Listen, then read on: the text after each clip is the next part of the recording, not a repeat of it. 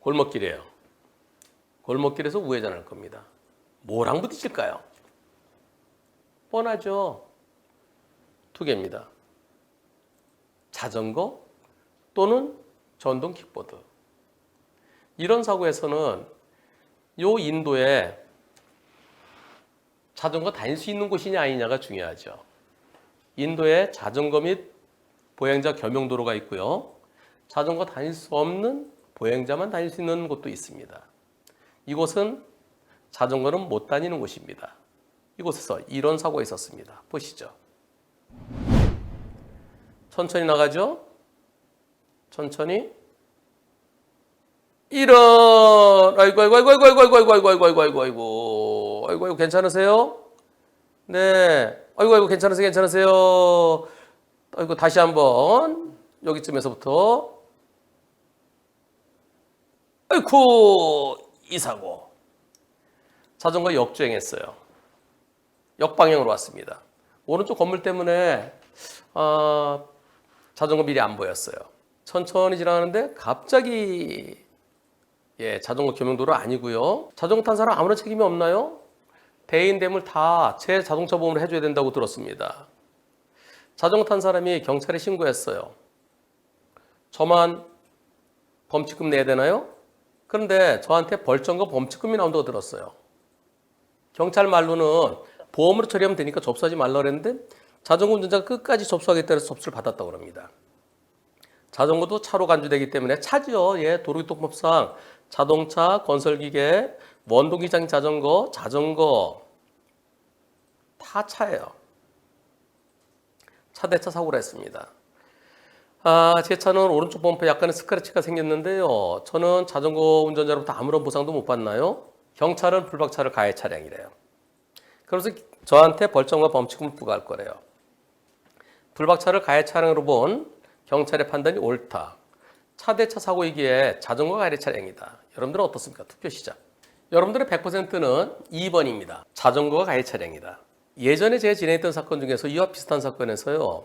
1심에서는 왜 인도에서 자전거 역방향으로 왔습니까? 그래서 자전거 60, 자동차 40이었어요. 항소심에서는 50대 50으로 판결된 게 있습니다. 예전에 블랙박스 없을 때. 여기는 횡단보도도 없어요. 아무것도 없어요. 그죠? 여기에 근데 여기 이상하다. 인도가 좀 이상해요. 이거 골목길인데? 골목길이면 인도 턱이 있어야 되는데 왜 이렇죠? 특이하다. 인도 보도블록 계속 연결되어 있어요. 이건 왜 중요하냐면요. 인도를 차가 드나들 때 그러다가 지나가는 보행자 사고 나면은 인도 침범 사고예요. 저게 인도가 딱 끊어졌으면 보행자가 사고 나더라도 인도 침범 사고가 아닌데요. 여기 좀 특이하네요. 여기가 왜 인도죠? 그러면 여기 안에 골목이 상당히 있는데요. 여기 어떻게 다니라고? 집들도 있고 이런데? 나중에 지자체에 물어보세요. 거기가 인도냐 아니면 차도냐. 그런데 여하튼 간에 지난번에 제가 50대 50 판결은 골목길에서 나가다가 인도에서 내려와서 인도와 인도 사이를 지나가던 차량 사고 난 거예요. 이거는 인도가 계속 연결되어 있기 때문에 조금 그 부분에 있어서 조금 매끄럽지 못합니다만은 그러나 자전거 나올 수 없잖아요. 자전거 나올 수 없는 곳에 나왔어요. 자전거는 인도로 갈 수 없어요. 어린이나 노인이나 몸이 불편한 분들은 다닐 수 있지만 근데 상대는 30대 여성분이라고 합니다. 여기서요. 과연 불박차한테 벌점과 범칙금을 부과하는 게 옳은지. 경찰관 말로는 자전거에는 벌점을 부과 못한다. 그래서 네가 먹어라.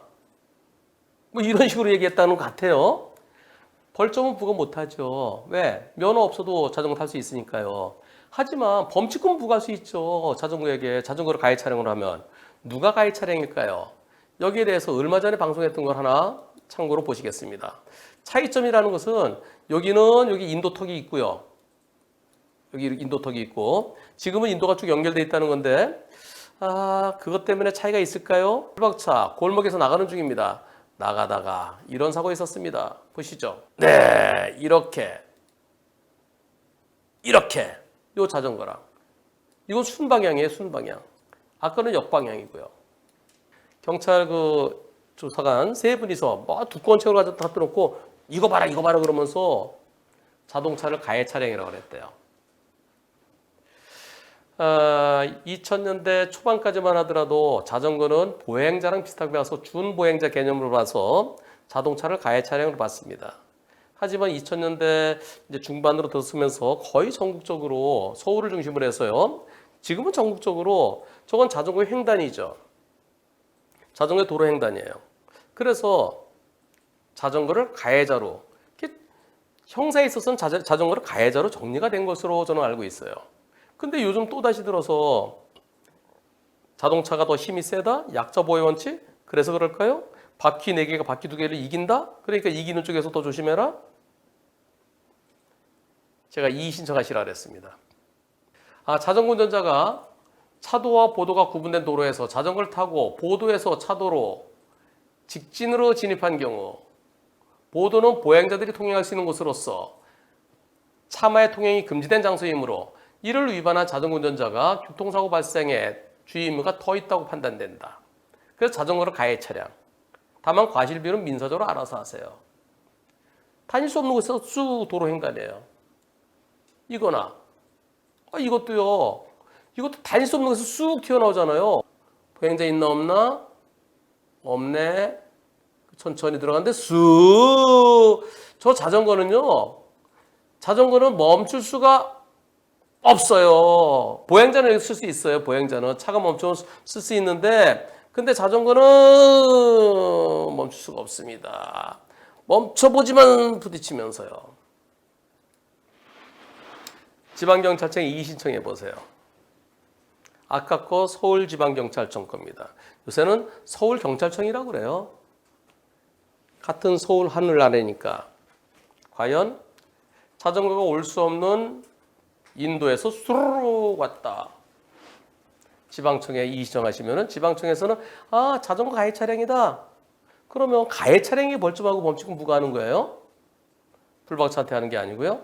다만 불박차도 일부는 잘못 있죠. 이럴 때 과실비율 50대 50보다 이제는 자전거 더 커져야 되지 않겠습니까? 예전에 제가 진행했던 그 사건 진짜 열심히 싸웠어요. 1심에서는 역주행 자전거 더 잘못이 크다. 60. 그걸 갖다 제가 열심히 싸웠고 항소심에서 50대 50으로 판결받았어요. 근데 지금 생각하면 자동차가 빠르지 않잖아요. 근데 자전거가 쑥 튀어나오면 이제는 자전거 특히 역방향으로 왔으니까요. 보통 일반적으로 이쪽을 많이 신경 쓰죠. 물론 불박차도 여기서 애들이 싱싱가 타고 올 수 있으니까 좀 조심은 했어야 돼요. 그런데 이 사건 보험사에서요. 대인 금액이 얼마가 나오든지 관계없이 진단서 안 받으면 보험료 15% 오른대요. 저 자전거 운전자 진단서 제출하면 35% 오른대요.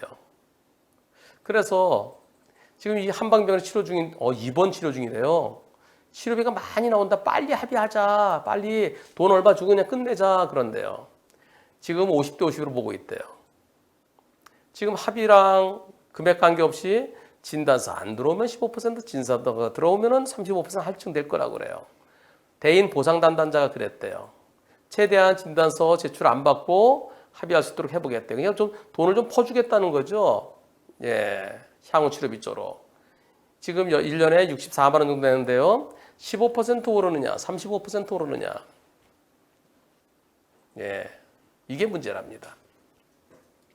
어떻습니까? 이 말 맞나요? 진단서 안 들어오면 15%, 진단서 들어오면 35% 할증이라는 게 맞나요? 할증되는 거는 몇 급이냐에 따라서 달라지는 걸로 알고 있는데요. 그리고 보험사는 50대 50을 해서 표준요율 할증가 그리고 사고건수 할증까지 둘 다 시키려고 그러는 것 같아요. 지방경찰청에 이의 신청해서 자전거 가해 차량으로 뒤바뀌어서 봐라 자전거 가해 차량 아니냐. 그래서 내과실 50%만 비트로 내려갈 수 있도록 하십시오. 일찍 합의하게 하지 마시고요. 퍼주지 말라고 그러세요. 그래서 내 잘못이 내가 50%보다 미만이면은 할증이 조금만 돼요. 사고건수 할증만. 50% 이상이면은 할증이 둘 다 들어가는 겁니다. 지방경찰청, 서울경찰청의 이 시청 결과가 어떻게 나올런지 나중에 꼭 좀 올려주세요. 다만 조금 마음에 걸리는 게 아까 저는 거기가 이 인도가 딱 끊어진 줄 알았는데 인도가 쓱 연결돼 있어요. 그거는 보통 그 안에 식당이나 주유소나 또는 세차장이나 이럴 때는 이렇게 좀 낮춰주는데요. 집이 많은데 이상하네요. 왜 거기가 인도가 끊어지지 않았을까요? 좀 특이합니다.